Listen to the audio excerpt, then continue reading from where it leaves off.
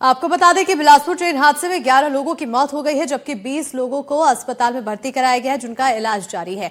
Railway की तरफ से मुआवजे का ऐलान भी किया गया है। 3 तस्वीरें आपको दिखा रहे हैं। ये 3 बड़ी अपडेट सामने आई है। पहली अपडेट, हादसे में 11 लोगों की मौत हुई है। दूसरी बड़ी अपडेट है कि 20 लोगों का इलाज जारी है, जो कि घायल बताए जा रहे हैं। वहीं तीसरी इस हादसे से जुड़ी हुई बड़ी अपडेट यह है कि चारों लाइनों पर ट्रेनों की आवाजाही फिलहाल शुरू कर दी गई है और इस पटरी को खाली करा दिया गया है।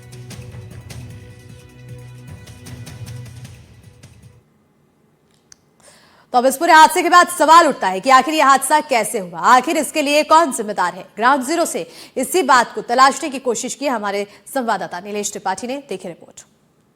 जैसा कि अगर तस्वीरों में नजर आ रहा होगा, मैं जिस ट्रैक पर खड़ा हूं इस वक्त, प्रवीण से कहूंगा कि पहले मुझे दिखाएं। मैं इस ट्रैक पर हूं और उसके बाद इसी ट्रैक पर 2 ट्रेनें नजर आ रही होंगी। एक मेरे पीछे तरफ, प्रवीण अगर दिखा पाए, जो खड़ी है ट्रेन, और इसी ट्रैक पर दूसरी ओर, अगर प्रवीण आप मूव करके दूसरी ओर दिखाइए, इसी ट्रैक पर एक दूसरी ट्रेन खड़ी है। दोनों गुड्स ट्रेनें हैं। ये दूसरी ट्रेन खड़ी है।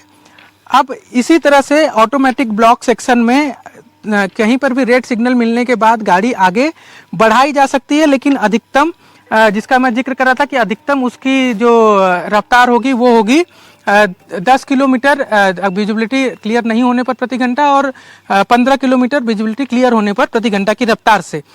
इसमें भी एक नियम है, OHE जो होता है, ओवरहेड इक्विपमेंट। ओवरहेड इक्विपमेंट क्या है, प्रवीण से मैं कहूँगा एक बार दिखाएं। ये जो खंभे लगे हैं, OHE इसको कहा जाता है, OHE तार जो गुजरता है।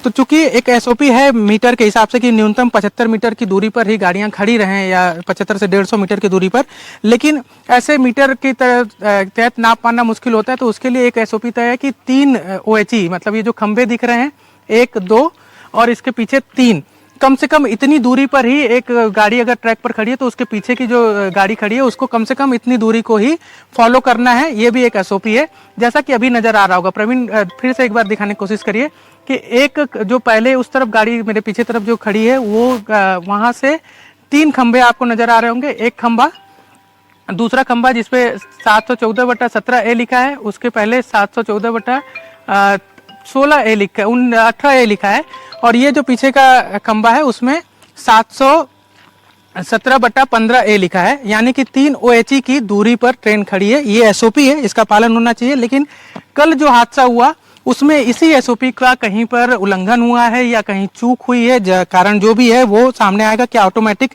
ट्रैकिंग सिस्टम में कोई गड़बड़ी हुई थी, या लोको पायलट को समझने में, संकेत समझने में कोई गड़बड़ी हुई कि ट्रेन आगे खड़ी है, ये भी जांच में सामने आएगा। लेकिन इसी SOP का उल्लंघन हुआ और स्पीड से, जैसा कि जो यात्री उस ट्रेन में मौजूद थे जो हादसे का शिकार हुई, उनसे जब हम बातचीत कर रहे थे तो उनका कहना था कि गाड़ी स्पीड में थी, और हादसों की तस्वीरों से भी इस बात का अंदाजा लगाया जा सकता है कि गाड़ी ज्यादा स्पीड में थी।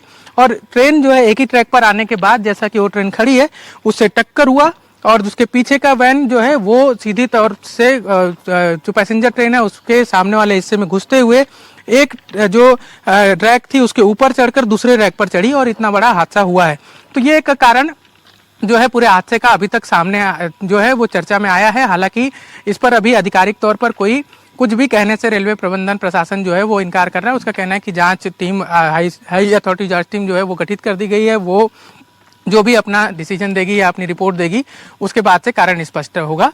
लेकिन इस रूट पर, जो कि सबसे महत्वपूर्ण रूट है हावड़ा मुंबई के को जोड़ने वाली, उस पर यह हादसा कहीं न कहीं यात्रियों को भी, जो मुसीबत हुई ट्रेन में थे उनके अलावा जो अन्य यात्री हैं जो इस रूट पर यात्रा करते हैं डेली, हजारों की संख्या में, लाखों की संख्या में, उनको भी परेशानी हो रही है। क्योंकि हादसे के बाद से जो निर्धारित समय से कुछ देर से गाड़ियां चल रही हैं, उनको अभी दिक्कत का सामना करना पड़ा है। अब देखने वाली बात ये होगी कि इस हादसे से क्या रेलवे सबक लेता है, और उसके बाद क्या कुछ नए गाइडलाइन ऑटोमेटिक ब्लॉक सेक्शन में खासकर कुछ और जारी किए जाते हैं, ताकि आगे भविष्य में इस तरह के हादसे न हों। बिलासपुर से कैमरा सहयोगी प्रवीण साहू के साथ नीलेश त्रिपाठी, NDTV।